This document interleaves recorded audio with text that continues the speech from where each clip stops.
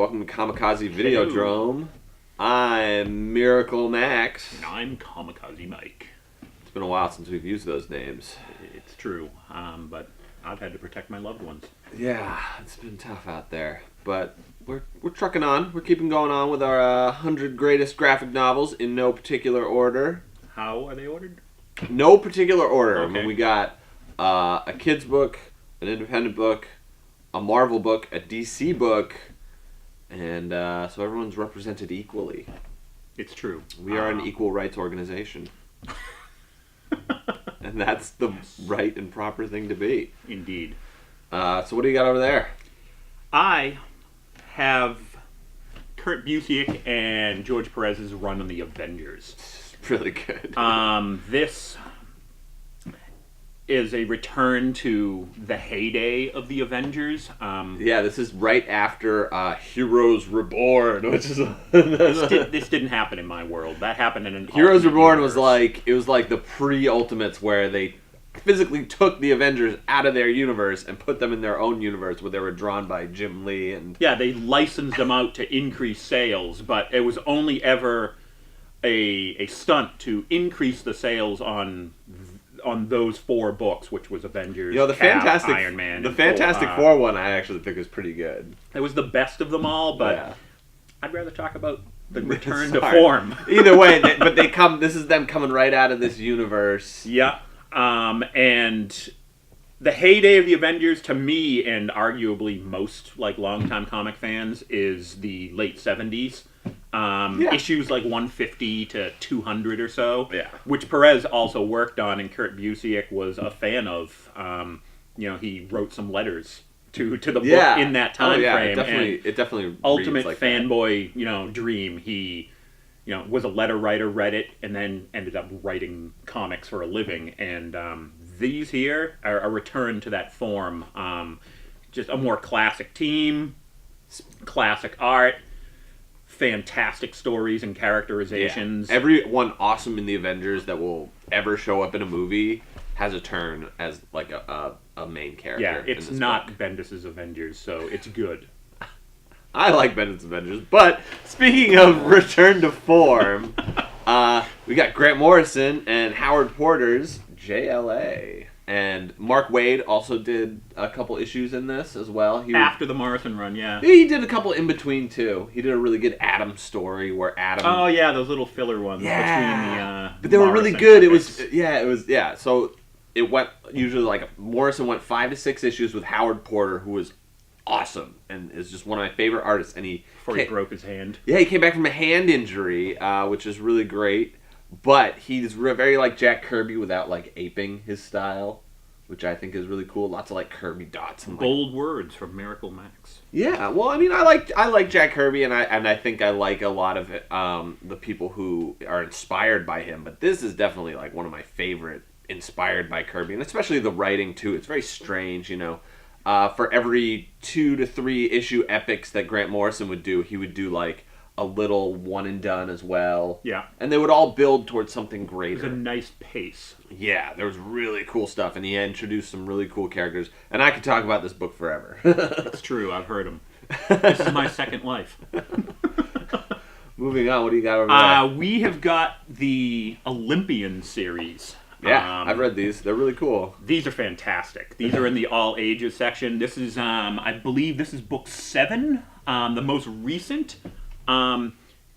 It's about Greek mythology. Yeah, each god gets their own book. volume. It tells their story. Cool. The same guy does the writing and art. I love that. He's local too, I believe. Yeah, he comes in and he'll sit down and he signed all of them that we had once. So thank you, George O'Connor. So good. I mean, how do you not like Greek mythology? Yeah, they got the best. Unless you're maybe Roman. That's true. But I'm Greek, so I like it. Yeah, you are. I also like Invincible, which is very mythological, but kind of funny, almost in a sitcom sort of way. It's Rob Kirkman who does The Walking Dead, needs no introduction. But each volume, I just want to point this out, is named after a different sitcom. So this one is volume 4, it's Head of the Class. love that show. And the first one was like Family Matters and Full House. I never caught on to that. Are you serious? Why would I lie? It's really funny. We're gonna go right after we're done filming and look at all of them because we're gonna. It's Small Wonder. Like seriously, really, totally right over. The only one that I don't think they could use was Welcome Back, Kotter, because that's really specific. But this, I mean. This is probably the most Spider-Man. We didn't actually talk about it. The most Spider-Man book there is in recent times. It's so Peter Parker-y. Yeah, it's Peter Parker meets Dragon Ball Z, whereas Peter Parker has very not limited powers. Peter Parker's got the cool superpowers in all of comic. Yeah, Invincible has your classic super speed, Superman, invulnerability powers, and really, there's just no limit to his power. It's really cool, and there's no limit to the storytelling. And Ryan Ottley did most of the. He did the art. Picked up on issue volume 3. Who was the guy? Corey Walker. Which sitcom was that? I think that one was Full House. There's no limit to how my mind is blown by that factoid.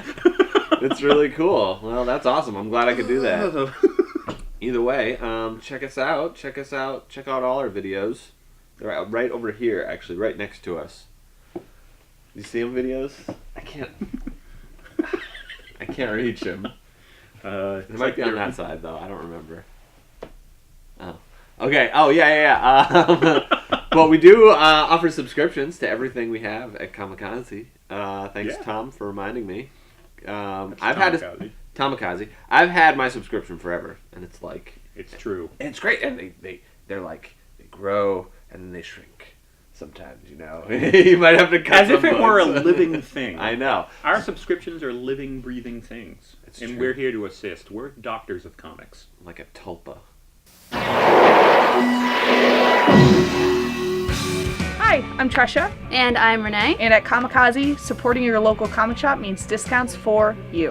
Did you know that by subscribing to just one title, you are granted a 10% discount on all new comics and graphic novels? We only ask that you stop by once a month to pick up your discounted titles. We also offer excellent mail order subscriptions that are delivered right to your front door with free shipping included. So support your local comic shop in a meaningful way. Become a Comicazi subscriber today.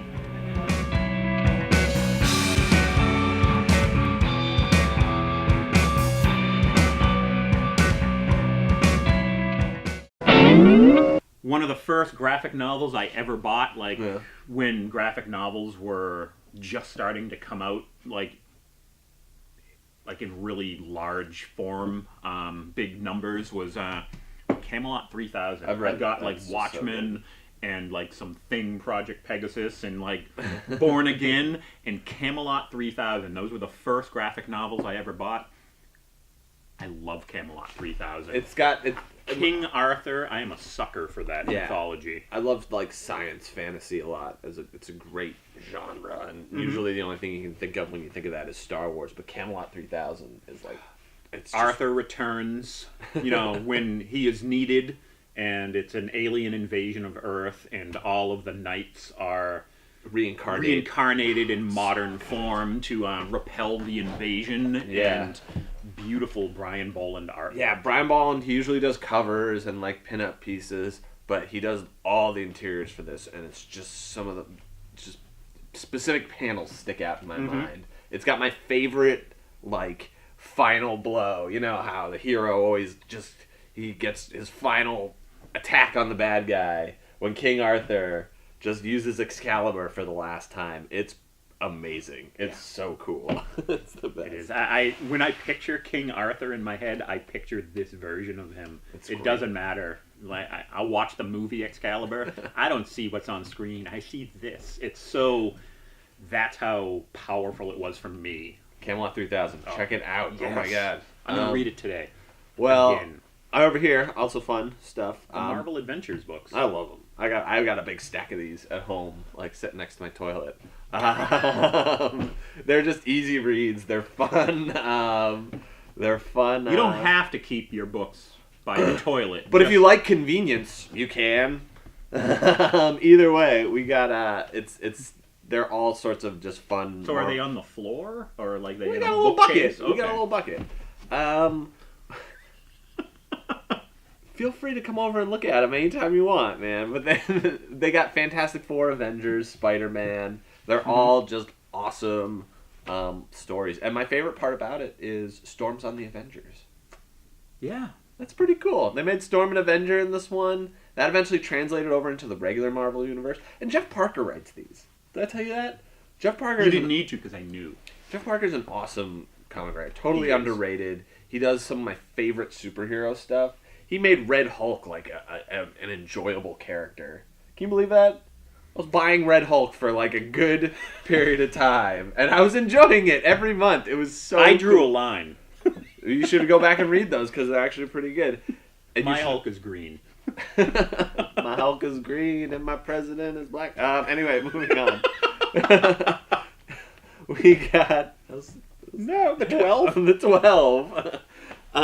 Is awesome. It's by J. Michael Straczynski, and it's just about these old Golden Age superheroes. Yeah, Marvel's Golden Age. Like, they were all trapped together. Their characters who only showed up once each. There's an original Black Widow who is like a weird, like, Satana prototype, like Daughter of the Devil. There's the Blue Blade. I'm just looking at the cover. Electro. They reused a lot of names. The Phantom Reporter. Love the Phantom Reporter. They're all, and this volume actually has some of their original adventures, which are just, for lack of a better word, batshit. They're reincarnated like Cap. Not reincarnated. They're reawakened in modern times. Yeah, it's very. And they're like their individual struggles of how to adapt to the modern world and their loved ones. Because no one cares about these characters. No one's like, how dare they recast so and so as a 1920s racist? You know what I mean? It's like, well, we're not doing it to Captain America. We're doing it to Mastermind Excello or whomever. It was great. Yeah. It was such a good book. Yeah, really cool. And then, what do you got over there? For the Independent, Terry Moore's Rachel Rising. That's cool. That is a bit of a departure from what he normally does. But he's still doing a horror book. He's still doing the writing and art. A strong female protagonist, which everyone loves, and it's good. I like it. It's more than good. It's great. It's a horror story. I will admit I'm behind on it, but as soon as it's done, I know it's slated for cancellation. It had a stay of execution, and it's going to end, and I want to sit and read it all at once. I just think Terry Moore books are it's like 6 volumes. Yeah, Terry Moore books are definitely read in one big lump because I love the way he paces a story. Yeah, and a woman waking up in a shallow grave. That's the premise. Wakes up out of a shallow grave in the woods. How did I get here? Who am I? Bam. And then just takes off running from there. Good stuff. Subtle horror. Check it out. So Videodrome is filmed at Comicazi in Somerville, Massachusetts, and we got awesome stuff. We got new toys, old toys, new comics, old comics, subscriptions, an awesome eBay store. Check us out. We are the best comic book store on the East Coast, bar none.